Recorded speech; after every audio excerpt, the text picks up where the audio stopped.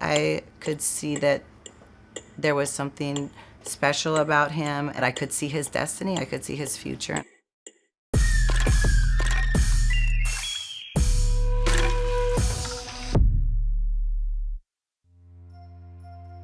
Addison Barger's baseball journey soundly illustrates how genetics and environment interact.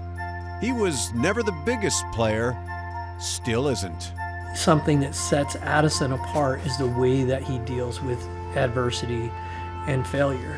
Instead of having somebody come and say, "You're too small, you're too slow," he took it as a challenge. Let's see how fast I can get. Let's see how strong I can get. Let's see what I can do. Homeschooled from the start, baseball was always the plan. I was probably around 6 or 7 years old. That's when I was like, all right, I'm gonna bug my dad to practice every single day, and I'm gonna do everything it takes to make it. Baseball was so prominent in the Barger family, they made a significant renovation to ensure their boys could pursue their passion. And I have to admit, I wasn't on board with all of this baseball field and everything. The baseball field actually got put in before the house was put in when we bought the property. So this beautiful baseball field. So we had a major league infield in our backyard, and then also a batting cage. It was a big league size diamond infield. Right field had no fence, but a big yard kept going. Center field was pretty shallow, and then left field was where the pool was. The Bargers would even invite kids from the Dominican Republic to stay at their home and use their field. We always had baseball players out there. If they weren't living at the house with us playing, several days a week, there was different guys that would come out.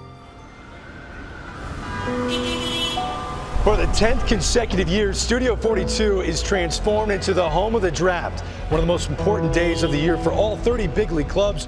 So I had a good sense that he was draft worthy. But of course on draft day, you just don't know what's going to happen. So I was elated that he was drafted. I was a little disappointed that he wasn't drafted higher, but I was excited that he was going to the Blue Jays. It was kind of surreal, like just one of those moments in your life where, what you just worked for so long, and you've had all these doubts growing up. You don't know if you're going to make it, but you put in all this time. Especially me, I was homeschooled. I had the baseball field in the backyard. Lived on a baseball field, gave it everything I had, and it's kind of a risk you take, hoping you go somewhere with it. And that's what I did. I've always been a good baseball player. I've gotten this far for a reason, of course.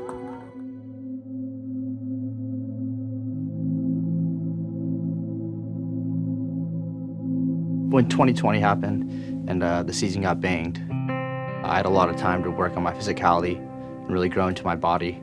So I think that was like the biggest thing in my professional career, as far as the improvements I've made physically, power, just all that.